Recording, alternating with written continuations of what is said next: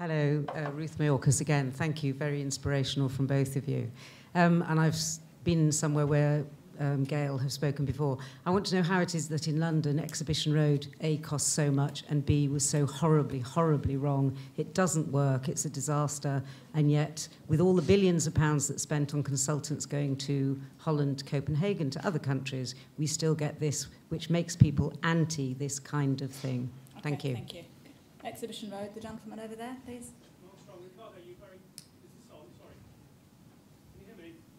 Yeah. So Riccardo, you very kindly retweeted some of my photos yesterday from Brighton. I walked with my son because of buggy challenge, although not with my son. Some very, very tiny things. And we've had a go report, we've had a walking employability study done in Brighton, yet the tiniest little bit of drop curbs won't be done because it's not seen by anyone from the top politicians to the engineers as important. It's just lots of little things, but it doesn't count. What can we do about that? Okay, thank you. And Caroline. Yes, question on the data that wasn't collected in Regent Street, or do you think that, so the question is, could that data be reactivated, and is there something you think that Val Shawcross should be doing with it? Great, thank you. So 3 points there, one on Exhibition Road, one about the importance of details, drop curb, and then the third one about the data. Riccardo, do you want to start? I agree Exhibition Road, sadly, is a failure. One bit of it works because it's reasonably obvious what it's supposed to do. This morning somebody asked about design, and Janet gave a really good answer. The design in New York was incredibly basic. It was temporary. All the projects we did because of legislation issues were to be temporary. Chairs, blue circles. This wasn't about making it groovy or anything. It was about allowing people to experience public place with the shallowest capital cost possible, to then allow Bloomberg to go out and pay for Soneta and somebody else to come and do the mega public realm scheme, which is okay, right? And I'm a designer and I love design. But when it comes to stuff like this, don't waste your money. Prove the case first that people need to be invited to walk, which means you need to put the right infrastructure in for them to walk. I'm going to ask a question. Who can tell me what the pavements in Barcelona are made of? Shall I tell you? Concrete, printed concrete. Not granite, not porphyry, printed concrete. But when I talk to politicians, they think Barcelona's paved with gold. No, it's got pavements that work. End of story. Get your pavements to work, and other stuff will happen. So Exhibition Road, unfortunately, sat between two boroughs, Daniel Mullions, Kensington, Cheshire, Westminster, and there was tension there. It's confused. It doesn't matter that it's got a pattern. It's confused. When you go past the V&A, it doesn't know what it is. Therefore, pedestrians feel vulnerable. Taxi drivers get really pissed off at pedestrians in the road, and it's a disaster. And detail of drop curbs? No, sorry.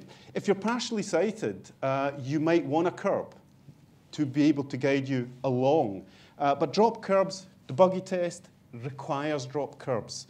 In my mind, you know, we need to get to the point where we deal with the situation about people with disabilities in terms of sight, and we do away with curbs where we can. Tompion, do you want to talk about the data one? Well, first of all, on Exhibition Road, I think the big problem there was at the top of the road, they weren't actually willing to reduce the amount of the speed and volume of cars. So you still had a very wide road, which meant that cars weren't, there was no signal to slow down. And that's why the top part still doesn't work. The bottom part, where there's a lot less traffic going through, does work, and there's more people using that space. So you're right, it's a design detail, but they weren't willing to kind of go that extra mile. I think the data, well, I think if there's one theme out of yesterday and today, it's data. We need data, and I think that's something for Living Streets and campaigners to think about too, because we need to be asking the questions, not only finding the data and using that to make the case with politicians and decision makers, but also kind of asking that question to city leaders. Why aren't you collecting this data? Why don't you know this? Asking questions. Why don't they know how many people are making what kind of trips? Because it's really abundantly clear that was key in New York, and Riccardo's talked about it. So I think it's something I've certainly noticed is how can Living Streets think about that in our campaigns and the way we're approaching cities. Can I just say, collecting data is not just something that you do once. Copenhagen, Jan started connecting data in the 60s. The city now collects, Jan used to do the data collection. The city does the data collection. Last May, I was in the office, and the lady that runs the data collection for the city came and gave a presentation.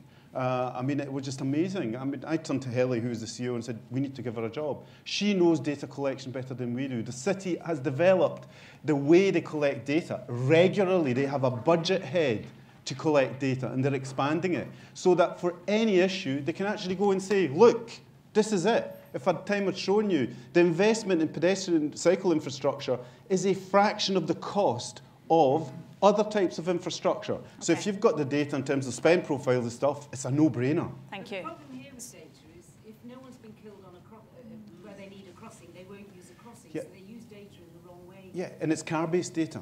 Well, we'll come back to that. There's a gentleman at the front here who was wanting to ask a question. While the microphone comes down to him, yeah, anybody there? And the lady at the back there, and that's the next three. Thank you. Do we have? Can you say your name? My name is Farhad Sinar from Harrow Council Public Health.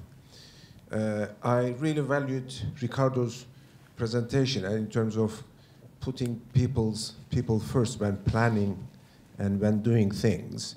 And in many ways, people are being excluded from the decision making and planning. So I really value that viewpoint. One thing that... Can you get to the question? Sorry. Yeah, one thing that maybe I would ask, how can we make this as a strong lobby, and how can we make it open to contributions from, anybody that wants to contribute? And also, can we use digital media in terms of, Sorry, that's one question. Can we pass the mic on? Otherwise, we're not going to get any other questions. Actually, this is the main question that I'm coming to. The digital, these applications that everyone is quite popular now, but it's all around the place, all different, conflicting each other, and it's not connected. So can we sort of think about this, as smartphone application as well? Thank you. And the gentleman at the back there, so a mic. Thank you. Thank you. I'm Chris Paul from Transport for Greater Manchester Committee. I'm a cycling and walking czar, I suppose, might be champion. Just to let you know that walking cities and also space for cycling are specifically mentioned in a motion going to Manchester City Council on Wednesday about Vision Zero for Manchester. And I thank you all for your inspiring talks, and we're going to try and do it in Manchester very soon. Great, thank you for that. And there was a lady at the back there, thank you. Yes, so Rachel Kitchen, I work for the Guide Dogs for the Blind Association. I was just kind of registering some concern over your comments about removing curbs. Obviously, people with sight loss do really rely on these, and unless you're going to remove the element of cars altogether, I think we'd have strong concerns about that. Okay, thank you. I think that will probably have to be our last lot of questions on the time, but comments on the digital side of it, and then also the guide dogs, please. That is a critically important thing. There's an education component that has to come to this, but the notion of not removing curbs because it creates a dangerous situation is actually predicated on the fact that cars kill you, right? Bicycles don't kill you, and pedestrians don't kill you. So by saying I'm not going to remove curbs is saying I'm never going to change the situation. Lucca was chosen specifically because there are no curbs there. But there are cars that actually, there's a miniature refuse truck, there's a miniature bus that goes through the streets. Guess what? Blind people don't get run over.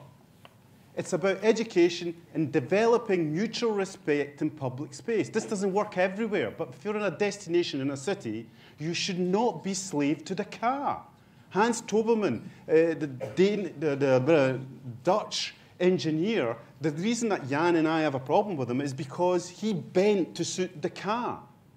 I'm a human. Cities are for us. Cars are our servants. We've got it the wrong way around. And that includes for people with disabilities. So when I say things like that, don't get me wrong, I care deeply about people who are less fortunate than me because maybe they have a disability. I think there are other things. But it's about creating the situation where they can circulate as much as me, totally unhindered by a car coming and killing them. Okay. Thank you for that. And Tom, do you want to talk about the digital side of it? It's not. Go for Data and digital, my two favourite questions, thank you. Well, I'm not talking from a person of great knowledge on this. The only thing I know is that there's more and more data being used, and if we can crowdsource data and use that in a smart way to inform people about how they're making their journeys. And someone yesterday was telling me how great it would be if they were on the bus and they're in the traffic jam and they could be told, you want to get here, you're quicker to get off the bus and walk that last bit, and then they'd maybe do it. So there must be clever stuff and people who are far smarter than me to figure this stuff out, and it's something we should think about. It's going to happen anyway, so how can we use it and crowdsource? I've sat on an advisory panel for the European Commission on Smart Cities, okay? And data is great, and I'm a geek, I like all of this stuff. It's important, but never forget the human element. One of the things when I did Regent Street, I took pictures and I went and spoke to Martin Lowe, I don't know if he still is, the then head of transport, and I said, I showed them pictures, right? I showed them pictures of bubble gum all the way around Eros. And he looked at me and said, and so what?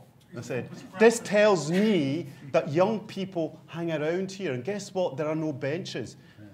If you get something that's sophisticated enough to understand that quality of data, then I'm all for it. Do not rely totally on data. Yeah. We're human. And what makes us human is that we do crazy things.